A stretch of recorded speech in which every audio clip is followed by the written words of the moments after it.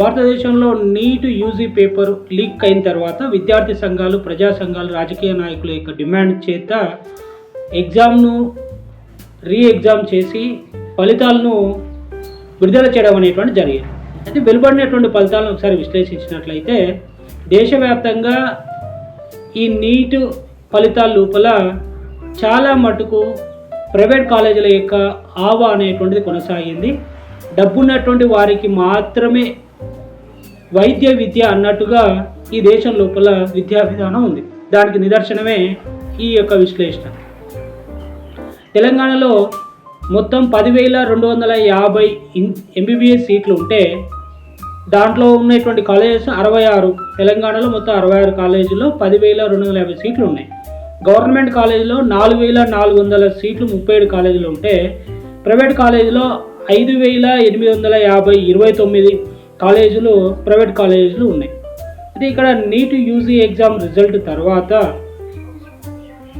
ఈ తెలంగాణ వ్యాప్తంగా ఉన్నటువంటి వైద్య విద్యను మనం ఒకసారి పరిశీలించినట్లయితే తెలంగాణ లోపల 10+2 విద్యా విధానం ప్రైవేటు, గవర్నమెంట్ ఉంది. గవర్నమెంట్ విద్యా విధానం అనేటువంటిది గురుకులాసు, తర్వాత జూనియర్ కాలేజ్ అనేటువంటి విద్యా విధానంగా కొనసాగుతుంది. అయితే వైద్య విద్యకు దారి తీసేటువంటి సంక్షేమ గురుకులాలను ఒకసారి మనం పరిశీలించినట్లయితే ఇది రీసెంట్గా వార్తల్లో వచ్చినటువంటి విషయం. సంక్షేమంలో చదివేటువంటి గురుకులాల విద్యార్థులకు ఎంబీబీఎస్ సీట్లు దక్కినవి అని చెప్పేసి చాలామంది సంతోషపడుతున్నారు. మరి అక్కడ ఏం జరిగింది అనేది ఒకసారి మనం చూస్తే 265 మందికి ఎంబీబీఎస్ సీట్లు వచ్చినాయి, 200 మందికి బీడీఎస్ సీట్లు వస్తాయి అని చెప్పేసి ఇప్పుడు జరిగినటువంటి ఫలితాల లోపల వెలువడినటువంటి ఫలితాల లోపల లెక్కలు కట్టింది. మరి ఇక్కడ సెంటర్ ఆఫ్ ఎక్సలెన్సీ ఏర్పాటు చేసి 8వ తరగతి నుంచి ఒక ఫౌండేషన్ నీట్ ఫౌండేషన్ కోర్సు ద్వారా ఉదయం 6 గంటల నుంచి రాత్రి 9:30 వరకు వాళ్ళకు స్పెషల్ కోచింగ్ ఇస్తే నీటిలో సాధించినటువంటి సీట్లు ఎన్ని సంక్షేమ గురుకులాల్లో అంటే కేవలం 265 మంది.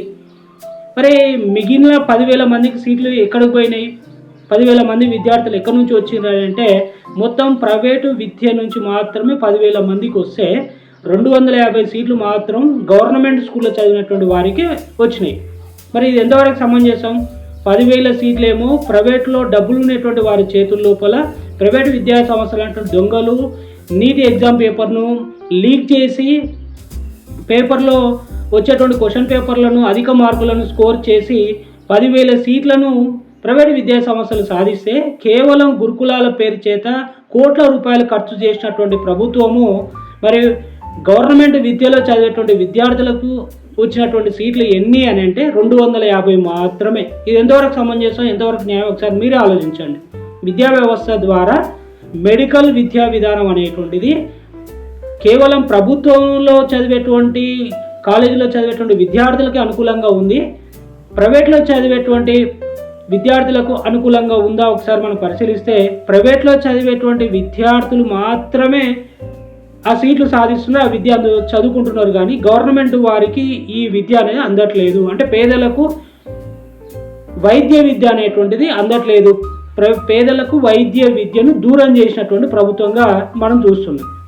అదేవిధంగా ఐఐటి ఇంజనీరింగ్ సీట్లను ఒకసారి మనం విశ్లేషించినట్లయితే తెలంగాణ లోపల 1,300 సీట్లు ఐఐటి కాలేజ్ సీట్లు ఉంటే దేశవ్యాప్తంగా 23 ఐఐటి లోపల 18,950 సీట్లు ఉన్నాయి. అయితే ఇందులో తెలంగాణలో 1,300 సీట్లు, ఇంజనీరింగ్ కాలేజీలో తెలంగాణలో 1,16,878 సీట్లు ఉన్నాయి, 170 కాలేజీలు. మరి ఇందులోపల ఐఐటి ఇంజనీరింగ్ కాలేజీలో మరి గురుకులాస్ కానీ గవర్నమెంట్ స్కూల్ కాలేజీ యొక్క విద్యార్థులు సాధించినటువంటి సీట్లు ఎన్ని అని అంటే 100 మంది మాత్రమే ఐఐటి కాలేజీలో సీట్లు పొందితే 1,000-2,000 మంది విద్యార్థులు మాత్రమే ఇంజనీరింగ్ కాలేజీలో సీట్లు పొందింది. మరి 1,00,000 ఇంజనీరింగ్ కాలేజ్ సీట్లను మరి దాదాపుగా 1000 ఐఐటి కాలేజ్ సీట్లను ఎవరు పొందిండ్రు అని అంటే ప్రైవేటు విద్యా సంస్థలు చదివేటువంటి విద్యార్థులకు వచ్చినాయి.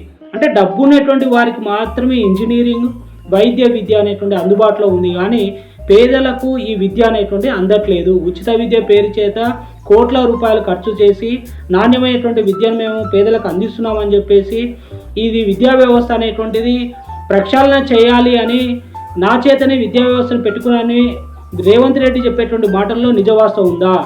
ఆయన ఆధ్వర్యం లోపలనే గ్రూప్ 1 పేపర్ లీక్ అయింది, నీట్ పేపర్ లీక్ అయింది. భారతదేశం లోపల పేపర్ లీక్ చేసే రాష్ట్రాల్లో తెలంగాణ రాష్ట్రం 2వ స్థానంలో ఉంది. మరి ముఖ్యమంత్రి స్వతహాగా పేపర్ లీక్ చేసేటువంటి వ్యవస్థకు, ఆ మాఫియాకు డానా? మరేదో మీరే నిర్ణయం తీసుకోండి. ఇంజనీరింగ్ ఐఐటి కాలేజ్ లోపల గవర్నమెంట్ విద్యా సంస్థల నుంచి చదివేటువంటి విద్యార్థులకు ఇంజనీరింగ్ సీట్లు అందట్లేదు, ఐఐటి సీట్లు అందట్లేదు.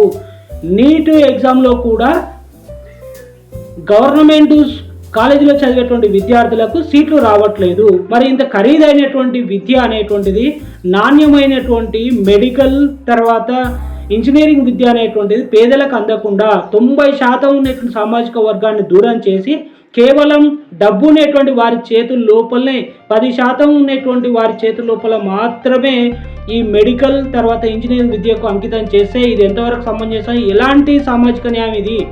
ఈ రాష్ట్రం లోపల జరిగేటువంటి సామాజిక న్యాయం అనేటువంటిది ఇది ఎంతవరకు సమంజసమో ఒకసారి అందరూ ప్రభుత్వాన్ని ప్రశ్నించాలి. ప్రభుత్వం చేసేటువంటి ఈ దొంగ విధానాలను ఎండగట్టాలి. ప్రైవేట్ విద్యా సంస్థలు అంటేనే మనకు తెలుసు అది ఒక వ్యాపారము.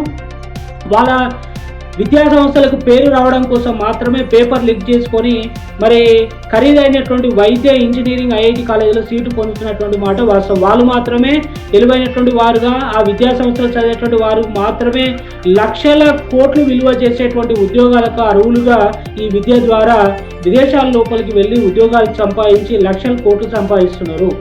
అంటే పేద విద్యార్థులు చదువుకును అంకితం, వైద్య విద్యకు ఇంజనీరింగ్ విద్యకు అంకితం కాకుండా దూరం చేసిన ఎవరు? దొంగలే కదా, దొంగ పాలకులే కదా, దొంగ విద్యా సంస్థల అధినేతలే కదా. మరి ఈ దొంగల చేతుల లోపలనే మీరు పెత్తనం పెట్టి ఈ దొంగ వ్యవస్థ ద్వారా విద్యా వ్యవస్థను మొత్తం భ్రష్టు పట్టించి పేపర్ లీకులు, పేపర్లు అమ్ముకోవడము, విద్యా వ్యవస్థను మొత్తం భ్రష్టు పట్టించి ప్రైవేటు వారి చేతుల లోపలనే ఖరీదైనటువంటి వైద్య ఇంజనీరింగ్ విద్యను వాళ్ళ చేతిలో పెట్టిండ్రు. ప్రభుత్వ విద్యార్థులకు అన్యాయం చేస్తున్నారు. ప్రభుత్వ విద్యార్థులను పేదలను చేస్తున్నారు, రైతులను, కూలీలను, అమాలీలుగా తయారు చేస్తున్నారు. కానీ ఖరీదైనటువంటి విద్యను చదువుకొని మరి మెరుగైనటువంటి జీవనాన్ని పొందేటువంటి ఉద్యోగాలను సంపాదించేటువంటి మరి విద్యార్థులుగా తయారు చేయట్లేదు. ఈ ప్రభుత్వము టోటల్గా ఫెయిల్యూర్. విద్యా వ్యవస్థ ఈ దేశం లోపల అట్టర్ ఫ్లాప్. ఇప్పుడు వచ్చినటువంటి నీటి ఫలితాల లోపల దాదాపు 10,250 సీట్లలో 10,000 సీట్లు ప్రైవేటు విద్యార్థులకే వచ్చినాయి. 250 సీట్లు అది గురుకులాల సంక్షేమం పేరు చేత ఏర్పాటు చేసే రెసిడెన్షియల్ స్కూల్ వాళ్ళకి 250 స్కూళ్ళు. ఇట్లా ఎంగిల్ స్కూల్ లాగా ఇట్లా విసిరేసినటువంటి ఆ సీట్లు. మరి ఎక్కడ ఉంది సామాజిక న్యాయం? ఎక్కడ పోయింది? ఈ విద్యా వ్యవస్థ ద్వారా మరి చదువుకుంటేనే ఉద్యోగాలు వస్తాయి, చదువుకుంటేనే జీవితం, చదువుకుంటేనే తెలివైనటువంటి వారిగా చిత్రీకరిస్తారు. మరి చదువుకుంటేనే భవిష్యత్తు ఉంటుంది అంటున్నారు. చదువుకున్న వారికి ఎక్కడ ఉన్నాయి ఇక్కడ ఉద్యోగాలు? ఎక్కడున్నాయి ఇక్కడ వైద్య విద్య ఇంజనీరింగ్ కాలేజీలో సీట్లు ఏడున్నాయి? అందట్లేదు కదా. ఈ వ్యవస్థకు కారణం ఎవరు అంటే దొంగలు, ఈ మాఫియా. ఈ పేపర్ లీక్ చేసేటువంటి మాఫియా రాజకీయ నాయకుల చేతిలో కీలుకొమ్ముగా ఉండటం వల్ల ఈ దేశం లోపల సామాజికమైనటువంటి, నాణ్యమైనటువంటి, తెలివైనటువంటి వారికి సీట్లు దక్కట్లేదు. ఈ దేశంలో నీట్ కాలేజ్ ద్వారా, నీట్ ఎంట్రన్స్ ద్వారా, ఐఐటి ఇంజనీరింగ్ ఎంట్రన్స్ ద్వారా సాధించినటువంటి సీట్లు సాధించినటువంటి వాళ్ళంతా కూడా దొంగలు, చదువురాని దద్దమ్మలు, శుద్ధ వేస్ట్ విద్యా వ్యవస్థ అనేటువంటి ఏంటికి పనికిరాని వాళ్ళనే మరి ఎంబీబీఎస్ అయిన డాక్టర్గా తయారు చేయడం, ఇంజనీర్గా తయారు చేయడం వల్లనే ఈ దేశం లోపల మరి టెక్నాలజీ అనేటువంటి లేకపోవడానికి కారణం. ఇకనైనా కన్ను తెరిచి ఈ విద్యా వ్యవస్థను ప్రక్షాళన చేసి ఇక్కడ జరిగేటువంటి ఎగ్జామ్లో పేపర్ లీక్ కాకుండా ప్రభుత్వం బడుల్లో చదివేటువంటి, కాలేజీలో చదివేటువంటి వారికి ఎక్కువ సీట్లు వచ్చేటట్టు 70-80% సీట్లు వస్తేనే విద్యా వ్యవస్థ అనేటువంటిది మెరుగ్గా ఉన్నట్టు, అలాంటి స్థాయి వస్తుందని, అలాంటి స్థాయి కోసమే మనం ప్రయత్నం చేయాలని చెప్పేసి కోరుతూ ముగిస్తుంది.